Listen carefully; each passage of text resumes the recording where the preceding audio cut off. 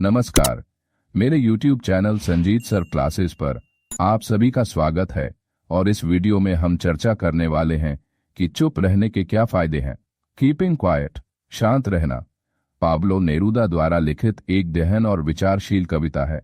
इसमें कवि मानवता से कुछ समय के लिए मौन रहने और आत्मचिंतन करने की अपील करते हैं। यह कविता शांति, एकता और आत्मविश्लेषण का संदेश देती है। कवि सभी से अनुरोध करते हैं कि वे 12 तक गिने और पूरी तरह शांत हो जाएं। यह संख्या 12 महीनों या समय के एक पूर्ण चक्र का प्रतीक हो सकती है। कवि कहते हैं कि कुछ समय के लिए भाषाओं, शब्दों और गतिविधियों को रोक दें। इससे मानवता के बीच की सीमाएं और मतभेद मिट सकते हैं। अगर हम कुछ देर के लिए भाग दौड़ और मशीनों के शोर को बंद कर दें तो यह एक नया अनोखा अनुभव होगा।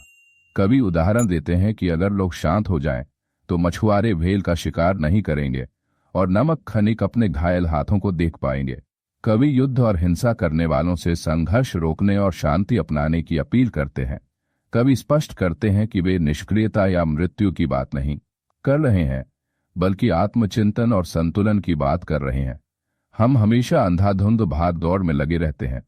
यदि हम थोड़ी देर के लिए रुककर सोचें तो हम अपने अस्तित्व का सही अर्थ समझ सकते हैं। कवि हमें प्रकृति से सीखने के लिए कहते हैं। जब सब कुछ ठंडा और स्थिर लगता है, जैसे सर्दियों में, तब भी जीवन अंततः लौटता है। जैसे वसंत में, कवि एक बार फिर गिनती करने और मौन धारण करने के लिए कहते हैं और फिर शांति का यह संदेश देकर चले जाते हैं।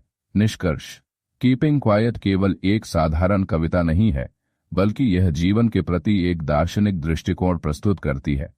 यह हमें सिखाती है कि कभी कभी रुकना, मौन रहना और आत्मनिरीक्षण करना हमारे जीवन में गहरे बदलाव ला सकता है। मुख्य संदेश: 1. मौन और आत्मचिंतन की शक्ति। 2. युद्ध और हिंसा से दूर रहने की सलाह। 3. प्रकृति और पर्यावरण के प्रति संवेदनशीलता। 4. तेजी से भागते जीवन में ठहराव और संतुलन की आवश्यकता।